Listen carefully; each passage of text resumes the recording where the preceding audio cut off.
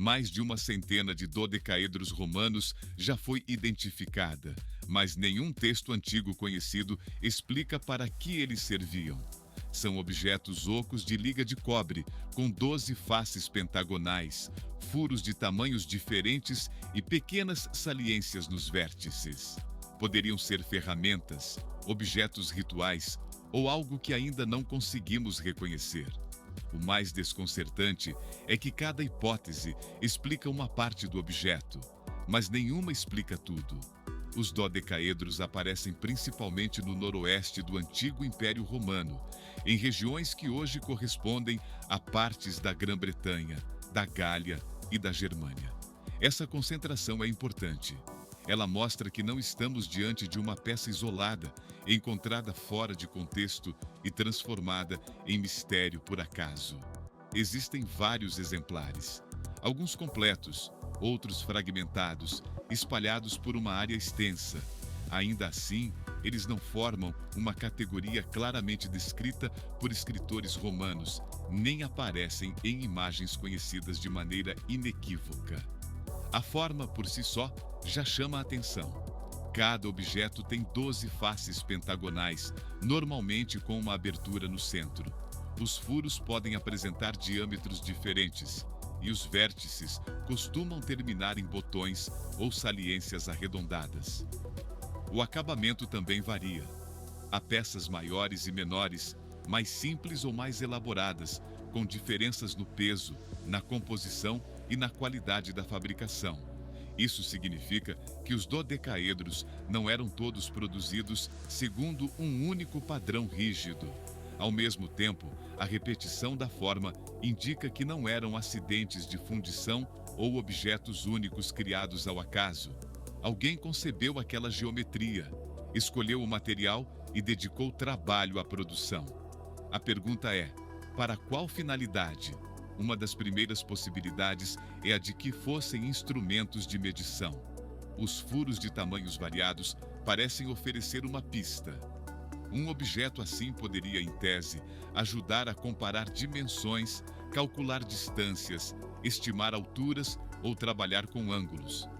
Como os romanos dominavam técnicas de engenharia, construção e agrimensura, a hipótese parece plausível à primeira vista.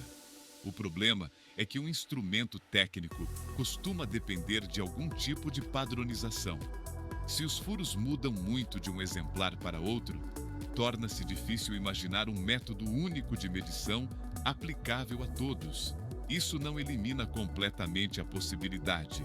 Diferentes versões poderiam ter sido feitas para tarefas distintas, ou as variações poderiam refletir práticas locais.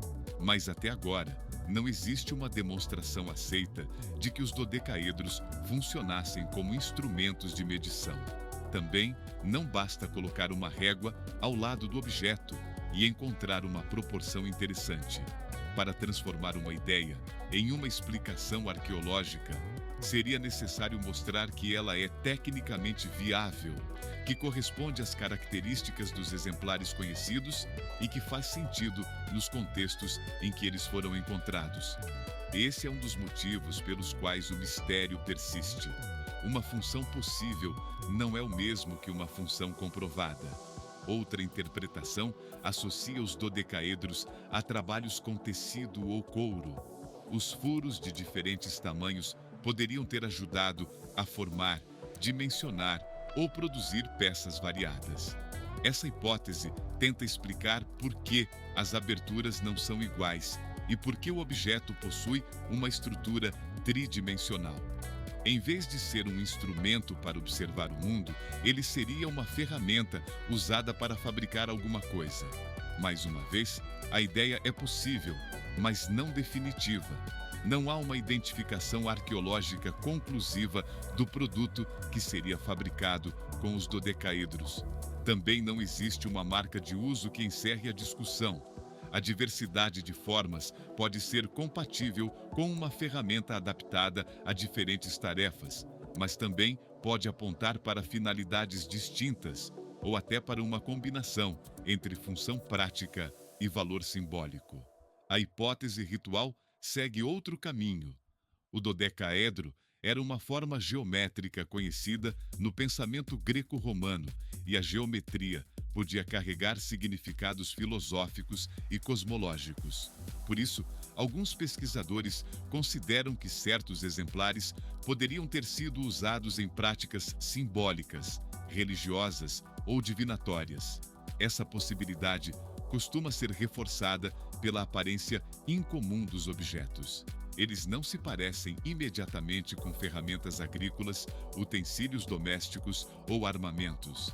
A presença de vários furos e saliências pode ter contribuído para uma função cerimonial ou para algum tipo de prática que não deixou instruções escritas. Mas a forma geométrica sozinha não prova um uso religioso. Até o momento, não há evidência conclusiva de que os dodecaedros fossem instrumentos de culto ou adivinhação.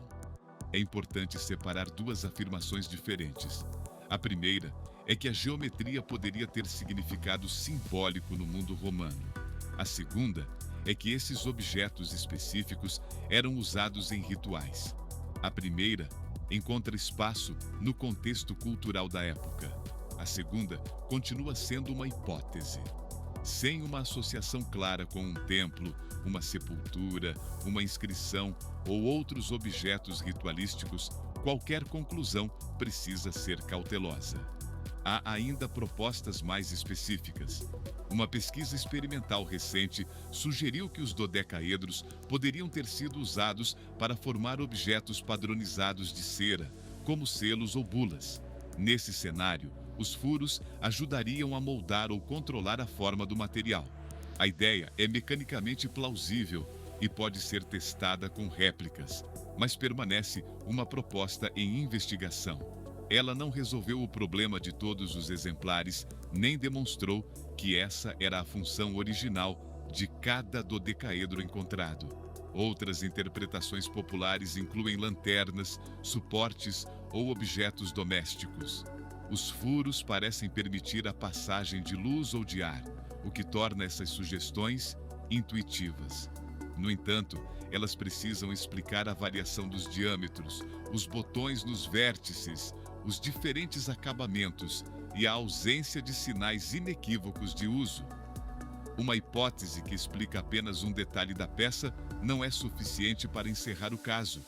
Durante muito tempo, a dificuldade foi agravada pela forma como vários dodecaedros chegaram aos pesquisadores. Muitos foram retirados do solo sem uma documentação arqueológica detalhada.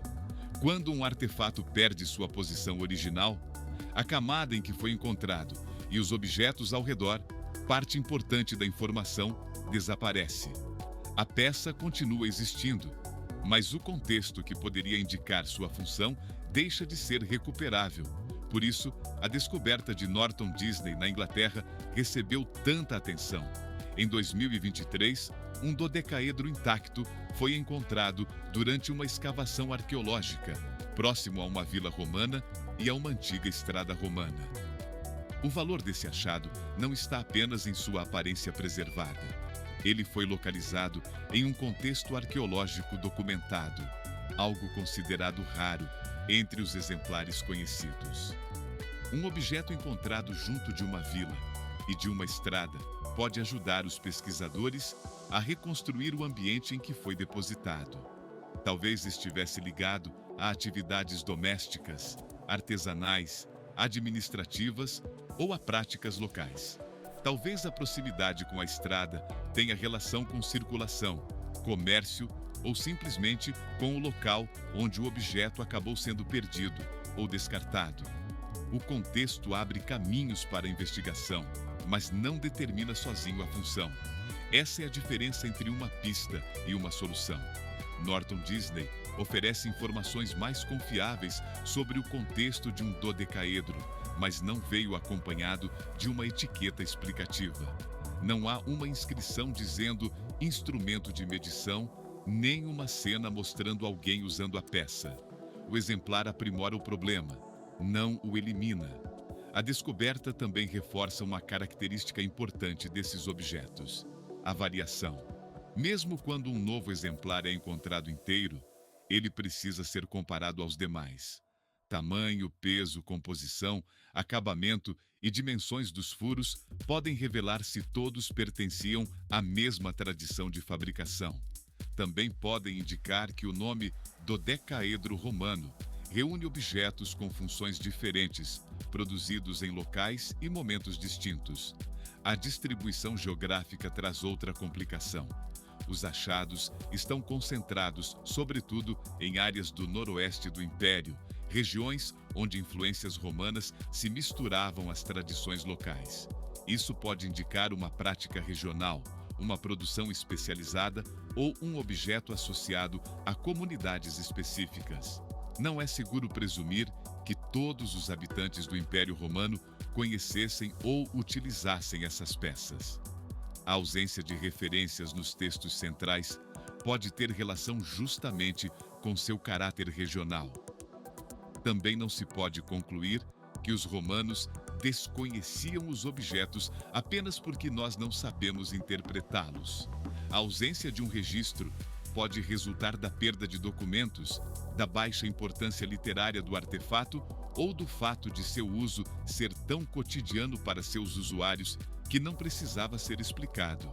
Um objeto pode ser familiar para uma comunidade e, ainda assim, desaparecer quase completamente dos registros históricos.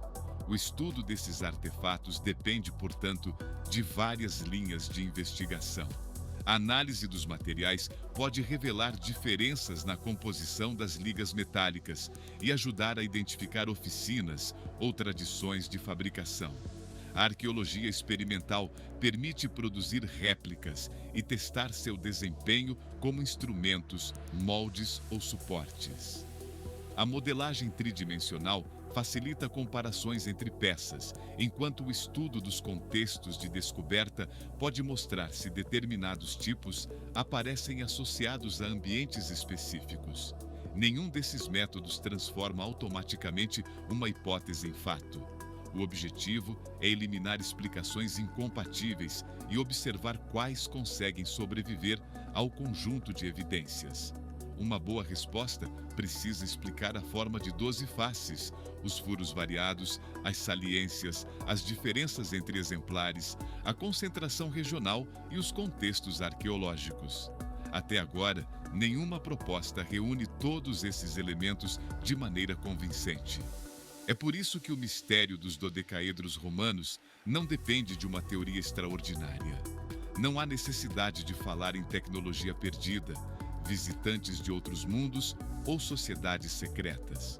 O enigma é mais interessante quando permanece dentro dos limites da evidência. Um grupo de objetos reais, produzido no mundo romano e encontrado em diferentes partes do império, mas separado de sua explicação original. A resposta mais honesta hoje é que eles poderiam ter desempenhado funções diferentes. Alguns talvez fossem ferramentas práticas, outros, objetos simbólicos. Talvez certas formas tenham sido adaptadas a usos que ainda não reconhecemos. Também é possível que uma única função esteja por trás da maioria dos achados, mas ainda não saibamos identificá-la. O ponto central é que nenhuma dessas possibilidades foi demonstrada de forma definitiva. O achado de Norton Disney não encerrou a discussão. Ele mostrou como um contexto bem documentado pode mudar a qualidade das perguntas.